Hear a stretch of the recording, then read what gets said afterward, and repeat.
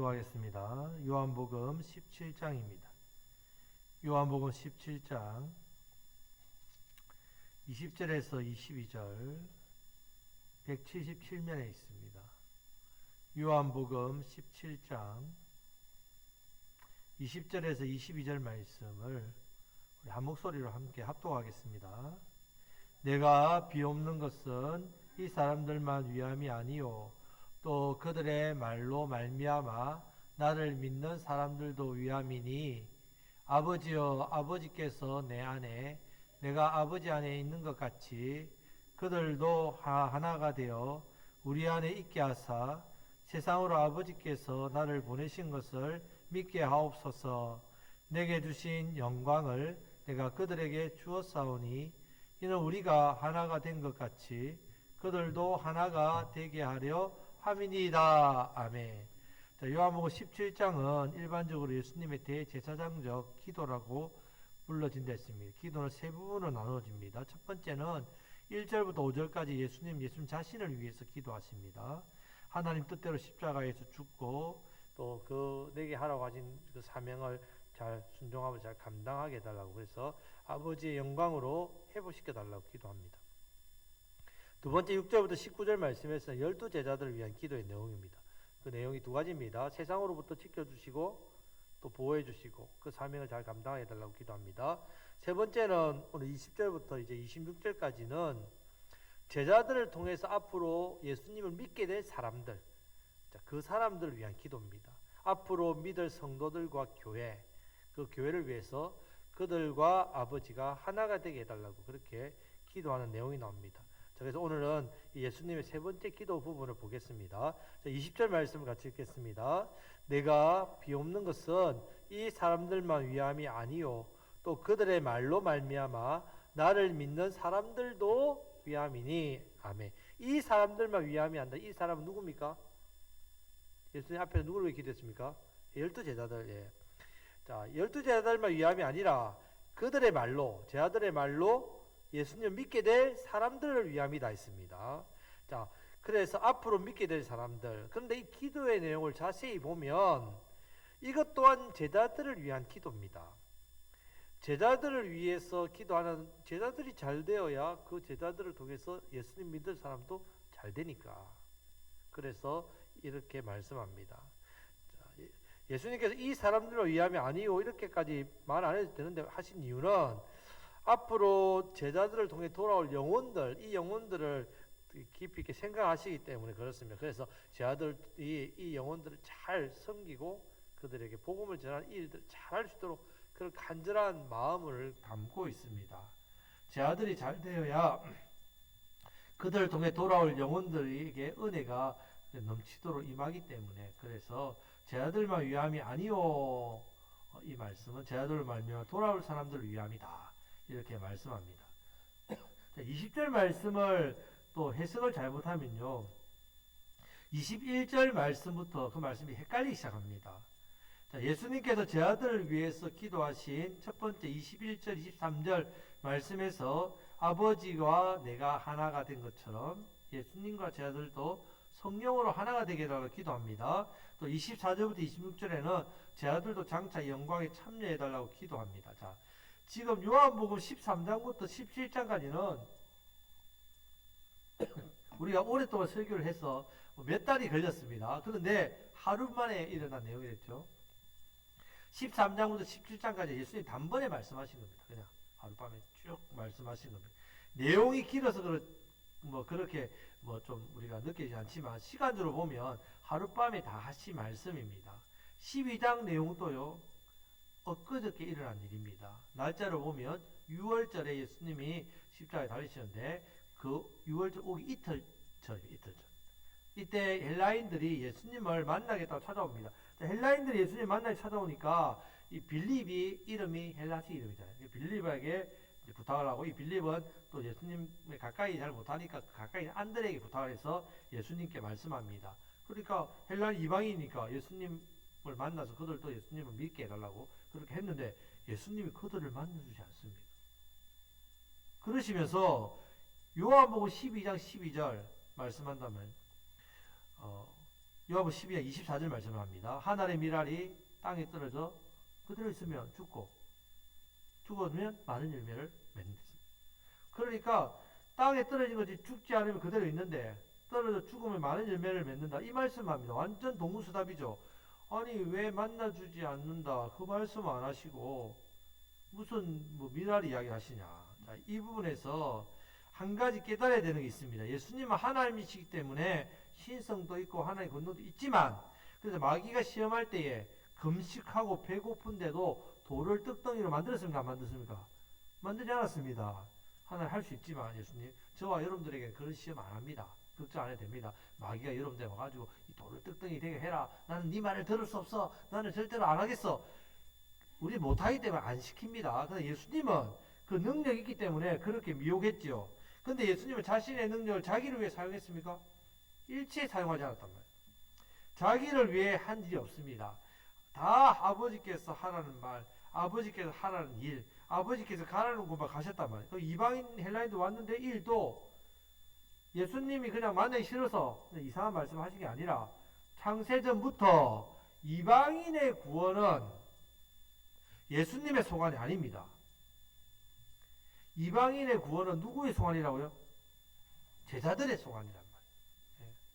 그래서 예수님은 할 수 있으시지만 뭐라고 하시냐? 나는 이스라엘의 잃어버린 자를 위해서 왔다. 이렇게 말씀합니다. 나는 이스라엘의 잃어버린 자를 위해 보냄을 받았다. 이 이방인은 누구의 몫이냐? 너희들 몫이다. 이 말씀입니다. 앞으로 예수님께서 십자가에서 못 박히시고 죽으시고 나면 아버지께로부터 성령이 임하면 그 성령이 제자들에게 부어지면 제자들이 이제 어떻게 해요? 예루살렘과 유대와 사마리아와 온 땅에 이르러 내 증인이 되라. 자, 그 사명을 받았단 말이에요. 고기 잡는 제자들에게 예수님은 나를 따르라면서 앞으로 너희가 무엇을 낚는? 사람을 낚는 어부가 되게 하겠다. 이렇게 했을 때. 자, 예수님께서 이 사명을 감당하게 될 제자들을 위해서 먼저 기도하시는 것은 결국은 장차 임하게 돌아올 제자들을 통해서 계속 돌아오고 그 제자들 중에 또 돌아오고 그 영혼을 위해서 기도한다는 뜻입니다. 자, 이렇게 기도하시는 겁니다. 자, 길게 설명했죠. 이해가 되시죠? 여러분들을 자 21절 말씀을 다 같이 읽겠습니다. 아버지여 아버지께서 내 안에 내가 아버지 안에 있는 것 같이 그들도 다 하나가 되어 우리 안에 있게 하사 세상으로 아버지께서 나를 보내신 것을 믿게 하옵소서. 자 21절은 압축한 내용입니다. 압축. 아버지께서 내 안에 아버지 하나님이 늘 성령으로 예수님 안에 계셨죠. 예수님이 공생이 시작할 때 하늘로부터 비둘기가 임하죠. 그리고 하늘 음성이 납니다. 이는 내 사랑하는 아들이요 내 기뻐하는 자라. 성령이 비둘기같이 임합니다. 성부 하나님이 음성으로 있습니다. 성자 예수님은 육신으로 있습니다. 삼위 하나님이 함께 하시는 거죠. 자, 이것을 보여준단 말입니다. 사도행전 10장 38절 말씀에서도 성령을 받아서 두루다니며 착한 일을 행하시고 마귀에 눌린 자들 고쳤다 했습니다. 예수님이. 그래서 성령으로 일체 자기가 자기 뜻으로 일하지 않았다는 것을 말씀하는 겁니다. 성령님께서 하라는 대로 아버지께서 하라는 대로 했다는 말입니다. 그래서 이 일 또한 마찬가지입니다. 지금 예수님은 아버지의 뜻 안에 있다는 말입니다. 내가 아버지 안에 있는 같이 자, 예수님은 할 수만 있으면 자신의 말과 자신의 능력을 절제했습니다. 아버지께서 하라는 말만 순종했다는 말입니다. 하나님께서 구원하라고 한 사람만 예수님께서 구원시켰습니다. 예수님과 아버지가 완전한 연합, 그 안에 성령님이 삼위일체로 함께 하셨다는 말입니다. 자, 그래서 이 말씀에 순종하신 것처럼 제자들도 어떻게 해요? 하나가 되겠다는 말이에요. 결국 예수님이 아버지 하나님과 성령으로 하나 되어서 아버지의 뜻대로 사역을 했듯이 우리도 어떻게 해요? 아버지와 하나, 성령님과 하나 되어서 어떻게 해요?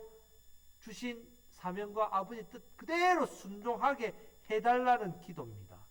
저와 여러분들은 얼마나 하나님의 뜻에 맞게끔 살고 있습니까?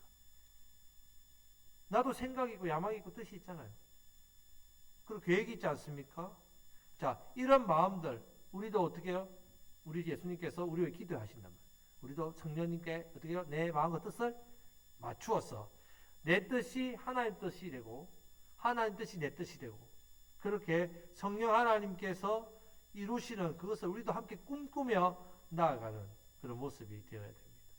저는 참 너무 감사한 게 있습니다. 우리 교회를 섬기면서 우리 성도님들 감사한 게 제가 가지고 있는 교회에 대한 마음을 성도님들이 다 그대로 알고 계세요.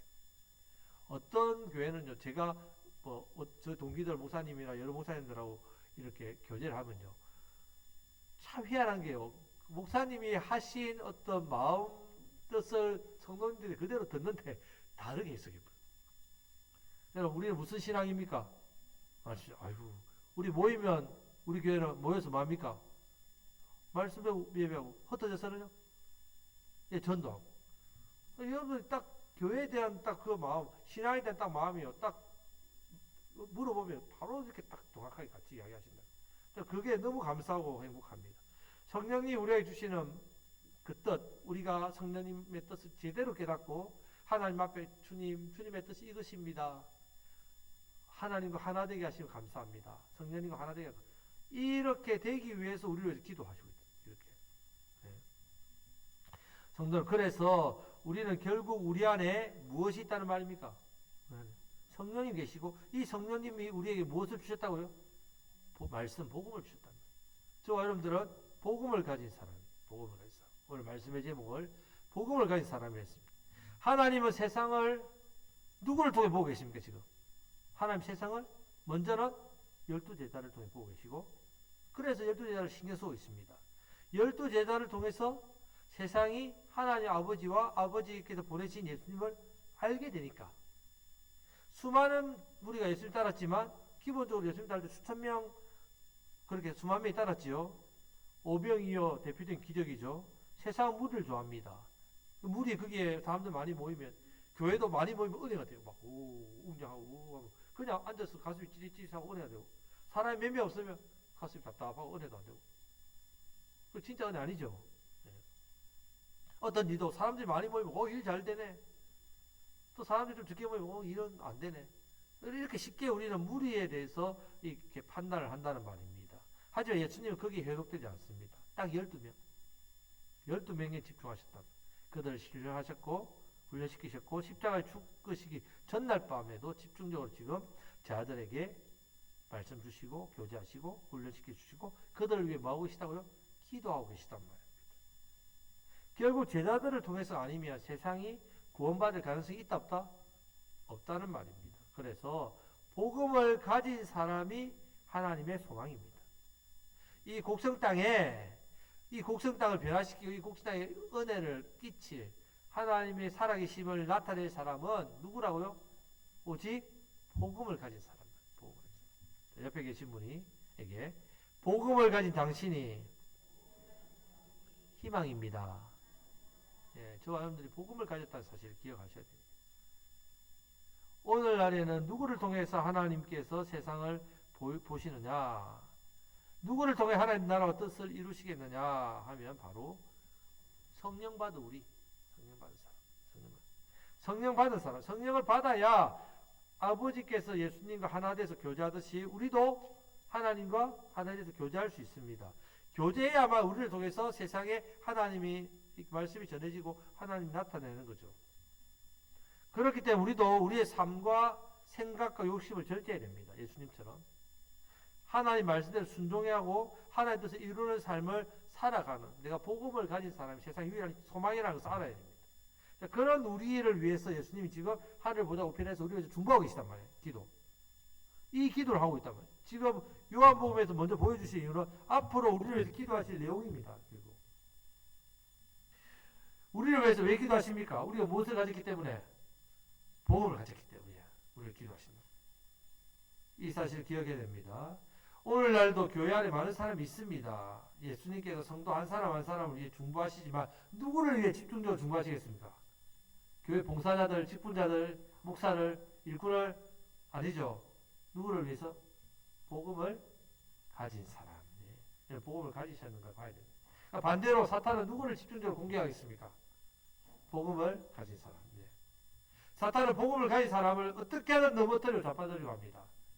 하지만 반대로 예수님은 복음을 가진 사람을 집중적으로 어떻게 해요? 붙들어 주십니다. 22절 말씀을 다 같이 읽겠습니다. 내게 주신 영광을 내가 그들에게 주었사오니 이는 우리가 하나가 된 것 같이 그들도 하나가 되게 하려 함이니이다. 아멘. 예수님께서 받은 영광을 누구에게? 그들에게. 그들이 누굽니까? 복음을 가진 사람에게 주신다.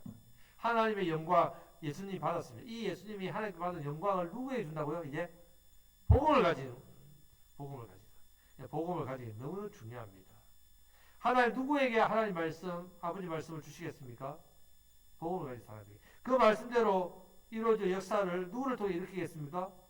복음을 가진 사람에게. 이때 예수님처럼 먼저 복음을 받은 제자들처럼 우리도 영광, 바로 성령의 역사를 받아 누리게 됩니다. 복음을 가진 사람에게. 그럼 왜 이런 영광을 주시냐 하면 읽었던 22절 뒷부분, 이는 우리가 하나 된 것 같이 그들도 어떻게 해요? 하나가 되게 하려 함이니라. 예수님과 아버지 하나님 성령이 하나 된 것처럼 우리도 복음을 가지고 우리도 누구와 하나 된다고요? 성령 하나님과 하나가 됩니다. 하나님 아버지와 하나 되어서 이 하나님 뜻을 이룬 일에 우리가 살아간다면, 자, 이 모든 영광을 주시겠다는 말씀입니다. 자, 성도 여러분, 예수님은 이 땅에 가난하게 사셨어요. 하지만 영광스럽게 사셨습니다. 모든 사람으로 낮은 모습으로 오셨지만 가장 모든 사람이 뛰어날 이름 높은 위에서 영광스럽게 사셨다는 걸 기억하셔야 됩니다. 우리도 예수님처럼 살아야 된다. 우리 마음속에 복음이 있습니다. 이 복음 때문에 우리는 세상에서 가난하게 살 수 있습니다. 이 복음 때문에 우리는 세상에서 다른 사람보다 낮아질 수 있습니다. 하지만 이 복음 때문에 우리는 하나님의 영광을 누리고 보일 사람이랍니다. 복음 때문에 우리 예수님이 집중적으로 우리에서 중보하십니다. 우리가 복음 때문에 주님께로 돌아올 영혼이, 우리가 있는 복음 때문에 그 돌아올 영혼이 돌아온다 말이에요. 누구 때문에? 복음을 가진 사람 때문에. 여러분, 이것을 기억하셔야 됩니다. 반대로 복음과 관계없는 신앙생활, 복음과 관계없는 삶을 살면요, 아무리 열심히 해도 영광은 없습니다. 아무리 열심히 해도 성령님이 그 가운데 함께하지 못하고 하나 되지 못합니다. 그러니까 소금이 맛을 잃어버리면 사람들에게 어떻게 해요? 밟힌다는 거예요. 그런 인생이 된답니다. 자, 여러분들은 무엇을 가진 사람입니까? 복음. 옆에 계신 분에게 당신은 복음을 가졌습니다.